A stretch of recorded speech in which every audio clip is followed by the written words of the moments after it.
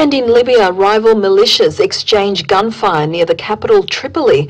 The conflict is the latest flare-up in tribal violence in post-revolution Libya. Fighters took up positions south of Tripoli as rival militias exchanged gunfire on Monday. 4 people have been killed in this latest flare-up in tribal violence in Hormuz, which is 120 miles outside the capital.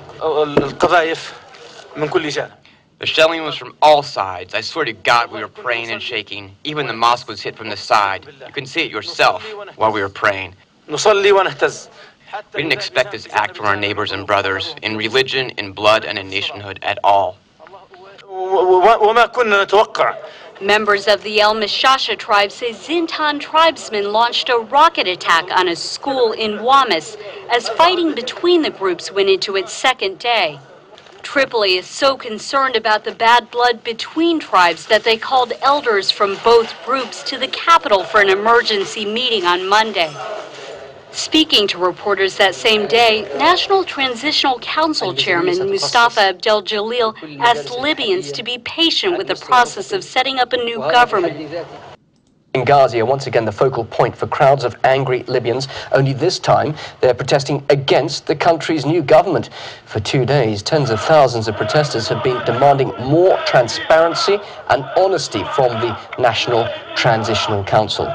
The demonstrators are infuriated by secrecy surrounding the country's decision-making and finances. The city of Benghazi was where the NATO-backed rebellion began and ultimately ended 40 years of Colonel Muammar Gaddafi's rule.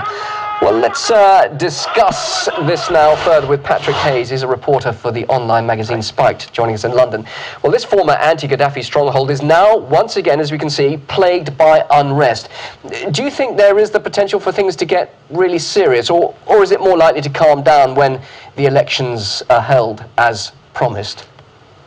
Well, I think things could get serious, certainly in the run-up to that period, and obviously it is always a question in this situation when the elections are going to be and exactly whether or not the NTC are going to really be as good as their word in this situation.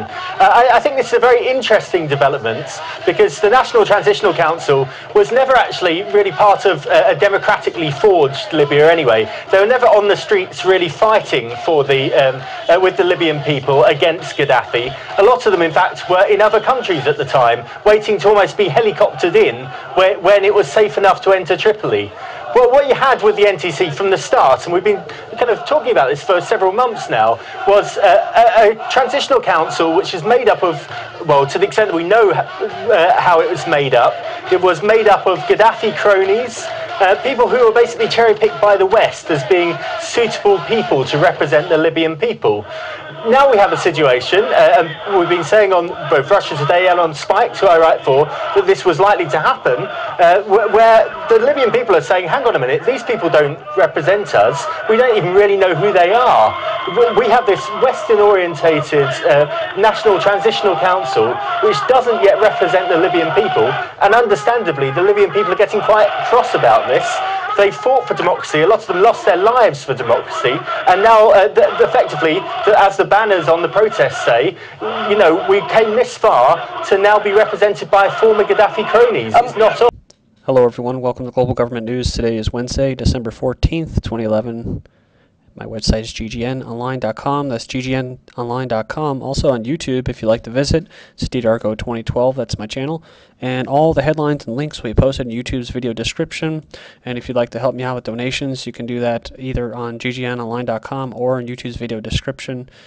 Okay, I'm going to get started here. Sources plan to... Oh, just to point out right here real quick, you notice that they put all anti-Gaddafi stuff, and that's what they were talking about, anti-Gaddafi, but in this video you can see it was both sides, and this was I'm sure that this was already thought about before the French and NATO forces started bombing and trying to get the regime change going in Libya, that there was going to be tribes fighting against each other, but they'll try to paint the picture as it's all anti-Gaddafi people. So, okay, moving on here. Sources plan to kill Iran Supreme Leader thwarted. So, according to an informed source inside Iran, the Supreme Leader has recently ordered the arrest of a number of prominent members of the Revolutionary Guard. He ordered to investigate them and others who were not arrested in a suspected plot to assassinate. And we know that there's been other scientists that have been assassinated as well in Iran. It says Iran lodges complaint with Interpol, the international police, over U.S. assassination threats. It says the government has lodged a complaint with Interpol regarding comments made during U.S. congressional hearings last October, including calls to assassinate top figures in Tehran's terror sponsoring security. So basically, they want to take legal action against 2 Americans, which are U.S. Army Vice Chief of Staff General Jack Keane, Foundation for Defense of Democracy's senior fellow Rule Mark Garek, a former CIA operative. So intelligence war with Israel, CIA ongoing, Hezbollah MP says. He said the U.S. regime panicked after Hezbollah exposed CIA operatives in Lebanon. In June, Hezbollah leader boasted that the party has identified at least 2 spies working for the CIA. The party's leader has dubbed the U.S. embassy in Beirut a den of spies. And this is what they're talking about from the 12th. Militant group Hezbollah has revealed the identities of CIA officers working undercover in Lebanon, a blow to the agency operations in the region, and the latest salvo in an escalating spy war. The disclosure comes after Hezbollah managed to partially unravel the agency's spy network in Lebanon after running a double agent against the CIA. Former and current U.S. intelligence officials said they requested anonymity to discuss matters of intelligence. What some people are asking, is an Arab Spring in Iran a viable option? And it says here that as far as Iran is concerned, the question of crucial importance should be whether such a strategy could indeed be applied to Iran, as some circles in the West and Israel in particular vividly claim it would. And it says, before proceeding, let me underline boldly that Iran is undoubtedly not Yugoslavia, which is the example used above. You can go in there and check out the story with the link posted. But it says here, in Middle Eastern dynamics dramatically differ from those of the Balkans or any other region. Iran, at least, has been a power in its own right for nearly 2,500 years. That's right. Remember, it was, earlier this year when they were doing the whole Arab Spring. And in Iran, they actually had some protests, but they didn't last long. For one, there wasn't as many people. And number 2, it just was squashed right away. I remember seeing the video. The source for this article is AZ News by Mr. Oguz, head of the Turkish Center for Strategic and International Studies. Next up, leaders are defiant, but many Iranians fear war. So faced with Israeli warnings of strikes against Iran's nuclear facilities, officials here routinely answer with the bravado and counter threats, but the Shiite Muslim clerics who rule the country laud the might of Iran's armed forces, and military commanders boast that the country could shoot 150,000 missiles to Israel if one Israeli bomb struck Iranian territory. I've covered that before, but instead of sharing that sense of defiance, however, many ordinary Iranians are increasingly worried that war could be catastrophic. So it says in the subway, and the streets, and private gatherings, Iranians are debating the possibility of war and how to protect their families if it should come. And we have an individual here stocking up on basic goods. Others are changing their money into foreign currencies, obtaining visas to move abroad. Says an interior designer recently designed to buy bags of rice and fill his new freezer with chicken and meat just in case. I feel that, quote, we will witness great instability either through war or collapse of power, so I'm preparing myself.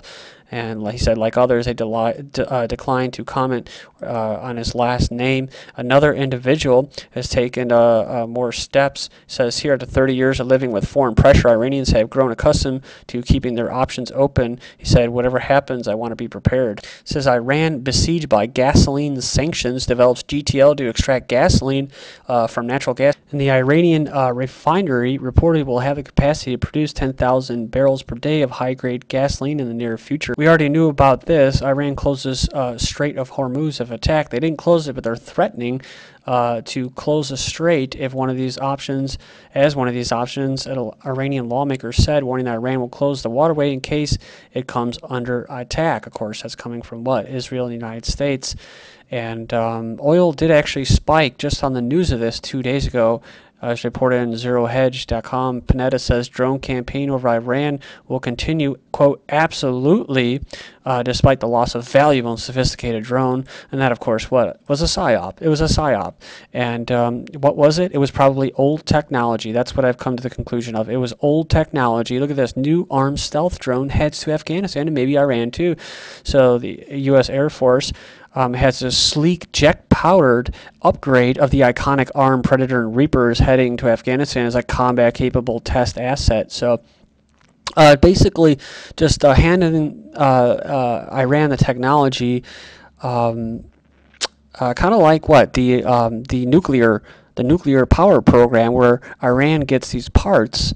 They get these parts off the black market that are actually put out there by the West, and they're actually bunk parts. I've used that word before. They're bunk parts. And it's sabotage. And so they're going to put another one of these that are probably sabotaged, and Iran's going to re-engineer it, and it's going to end up doing something, maybe screwing them, or maybe it's just to even the odds before the nuclear holocaust. I don't know. But it says here, Syria, but what I do know is that this whole thing has been a plan, project for a new American century. I've said this many times. So that is part of the agenda, Iran and Lebanon and Syria, and that they've already got Iraq and other countries already taken out, now Libya. So Syria votes amid violence. So it says here that Syrians are going to go vote in the local elections on Monday to say the nation for conspiracies against it, but activists struggling to oust Assad reject the ballots are irrelevant. So it's irrelevant because the West isn't going to get their puppet regime and get their regime change. U.S. to control Iraq oil always. So despite the withdrawal of military personnel / troops, they still have contractors there and a big, humongous embassy. Washington has prepared to control the country's rich oil reserves in any case, said this individual, Mr. Kalha, former India's ambassador to Iraq in the 1990s. And here's the good stuff right here. That is the present dilemma. If you withdraw from Iraq completely, you leave this vast oil wealth of Iraq in the hands of the Shia, Iran-oriented government, and therefore it upsets the political balance in the Middle East. This individual. So we're talking about the West wanting to get their little puppet in Syria, basically, get a nice little regime change. We have this too. U.S.-funded activist becomes president of Tunisia. So the BBC titled this guy a Tunisian activist, but the BBC failed to mention that this organization, the Tunisian League for Human Rights, was a U.S. National Endowment for Democracy and George Soros Open Society-funded International Federation for Human Rights member organization. So the global government, the private organization, the United Nations chief urges Somalia to carpe diem, seize the moment, as he's wearing a freaking bulletproof vest. And the head of the global government also urges for more troops / mercenaries to help fight Somali militants. And just imagine that. Just imagine when Ban Ki-moon, whoever the next douchebag puppet is for the global government, says, you know what, we need more troops and funding to fight militants in the United States. Yeah, we're going to need people from Canada and Mexico with a ski mask and that to come and help fight these militants and instill democracy in the United States. And this is how it works. A democracy at gunpoint. A warplane bombed a rebel-held town in southern Somalia Saturday, hitting an empty feeding center run by the Somali Red Crescent Society and killing one civilian. And they usually kill about 30 to 40 civilians by drone strikes, although I haven't seen them in the news lately, so I think they scaled them back a little bit. But they were killing about 30 people a day, civilians mostly, with drone attacks. That's coming out of Ethiopia. And you have Kenyan troops also there. Ban urges private sector to play greater role in fighting against modern slavery, he says. That's what? Financial servitude, right? His brother company, the IMF. But look at it. So he calls for this, and then look at this. An extension of the global government, or the governments, the corporations, Google donating $11 million to fight modern slavery. So whatever the global government says, they do. And Haiti's president to host Oprah Winfrey during a visit. So they're going to bring in this globalist Oprah Winfrey and this guy Martelli was actually, I think he's just another puppet for Haiti who doesn't represent the people. He has ties to the military and to the police state. So and he has his own nightclub. The Chinese village of Wuhan is under siege after open rebellion against the government. That's right. Chinese are getting riled up right now after mass protests against corruption. So it says the situation has been brewing for months with violent breakouts in September too. People are upset over local corruption, particularly regarding seizures of agricultural land to build housing developments. And Chinese police besiege town and cut off food supplies and build to quell riots. This is going to happen in the U.S. as well, guys. They're going to cut towns off, put up roadblocks, and they're going to starve you out. You'll be taken into custody, indefinite detention if you're a protester, and what? You're going to disappear. This guy died in custody. North Korea nears completion of electromagnetic pulse bomb. Remember Jericho about North Korea and the EMP that show Democrat slams president's. Is U.S. prepared for electromagnetic pulse attack? This just came in yesterday, so they're just getting you ready, planting the seeds for the false flag. Remember I covered this, the Shanghai Cooperation Organization, the SCO in Central Asia. Russia says it's a challenge to U.S. and NATO. Russian fleet comes within 30 miles of Britain for the first time in 20 years. Thank you.